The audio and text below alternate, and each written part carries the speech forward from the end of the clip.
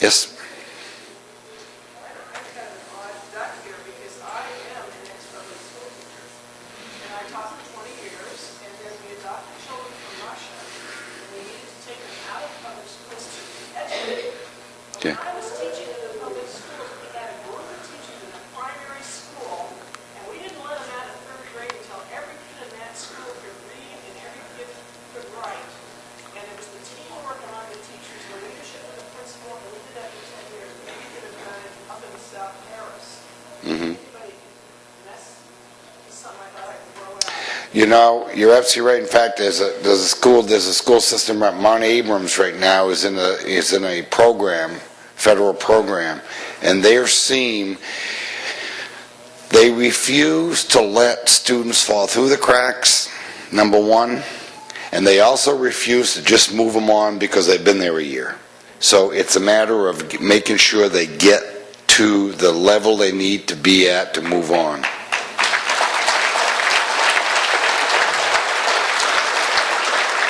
And that's where we're going with education. Yes, sir.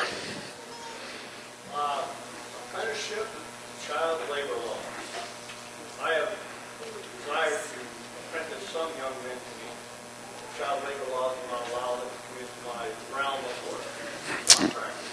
So they could start learning as early as 14 or 15 because they're capable of desiring to get fresh air and get away from it. And child labor laws will not allow it.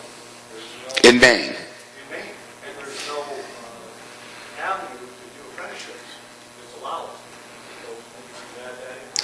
So, Well, let me tell you, yes, the answer is that's already on the table. As soon as we find a commissioner of labor that we can put in, we've had a few people that started, said yes, and then they pulled themselves out. We're finding a couple of things. One is the commissioner level in state government don't get paid a lot. And so it's very difficult to get someone who is very, very good in their field to leave it to get paid. There are not too many people that will take 70% cuts in pay. So that's one issue. We've got some people that we're looking at now, we're talking to, and the minute they get in there, the one thing I want to do is conform Maine labor laws to federal labor laws. And the federal government is far more flexible than state government. The other thing we're going to do is we're doing that in our tax reform package. We're trying to conform a lot of laws to the federal government that we have no choice on. So for instance, there is apprenticeships at the federal level. You can work. Children can work. The areas that are dangerous is when you get into equipment, which is a federal law, and we're looking for flexibility in that area so our young kids can learn trades in agriculture and in fishing and some of those areas that prevent kids from touching equipment, which is not a labor law, it's an OSHA law. Yes, ma'am. I know that you're familiar with the aspirations program. Yep. And we have a young son that we wanted to be involved in this year. We got a letter saying that he's no longer be enrolled because he is not part of the public school system. I will tell you, why don't you call the governor's office, give me your name and number, we'll address that right away, because I don't see why not. I don't see why not. Just every student has the same opportunity.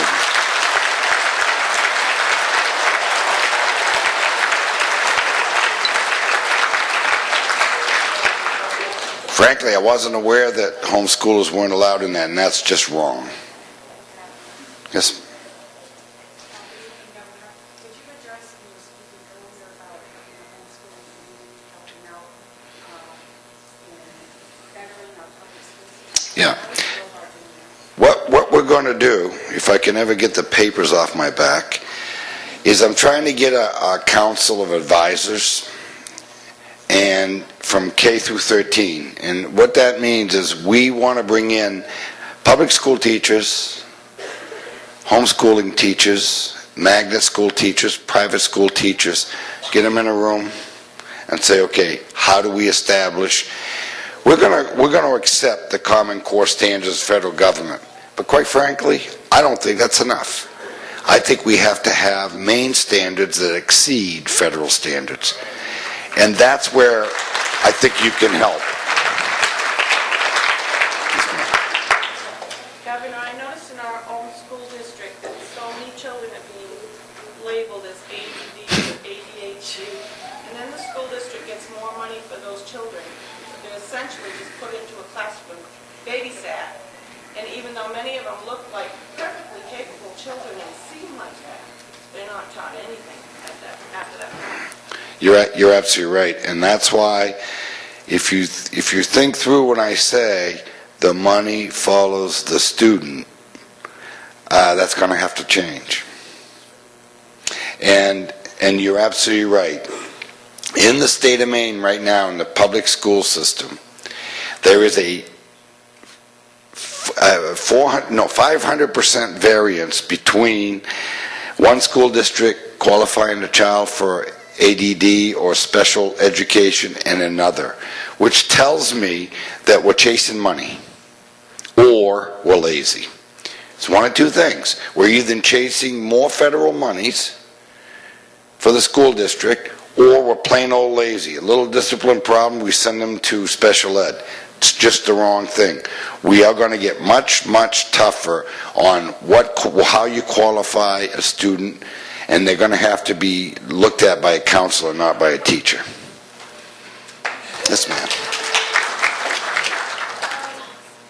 Maybe the idea of the one-room schoolhouse needs to be revisited. Absolutely, in the small rural districts. Yes, absolutely. It might solve some of the ADD if the children had to walk to school.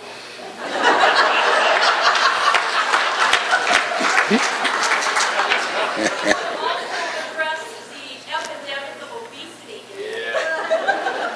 I'm very concerned about it. I'm a nurse, and it is very sad to see kindergartners who are going to be at high risk for heart attacks when they're 20. Yeah, exactly. There's old things that work, and part of homeschooling is going back to the old paths and walking that way, and that's what makes us successful. I absolutely agree with you. There's not enough physical activity in the schools going to or from schools, and that is a major part of the issue. And obesity is a chronic problem in the state of Maine and throughout the country, and that needs to be addressed. Home ec, dietary. You know, another thing that we're talking about right now is, we're exploring right now is our school systems. We talk about wellness. Everybody's heard the term wellness lately. Everybody's saying we got to get our kids healthier, and we got to live healthier to lower the cost of health insurance. And then we serve pizza, hot dogs, and junk food at the schools. So yes, that is a major. The dietary teachings in the school, both at the lunch, for what we serve at lunchtime, and dietary training for our kids so that they understand what's good, bad foods, and we got to go down that path. Yes, ma'am. I just, perhaps if we got to the point where when we taught health in high school, it wasn't just it wasn't just sex, it was every part of your body. Yeah. They get along with it. Yeah. Some schools in the state of Maine are going to be a battle. Yes, sir. During the Republican primary, you said yes and yes to the questions, do you believe in creationism, and do you believe it should be taught in public schools? I was wondering if you still believe that it should be taught in public schools, and if so, I was wondering what steps you're taking to start that. Okay. So that there's a clear, in fact, somebody gave me a book yesterday, creationism and evolutionism, and what difference does it make? Because, and the point of the book is this. Do I believe it should be taught in schools? Yes. And the reason I believe it should be taught in schools is very simply this. Knowledge is power.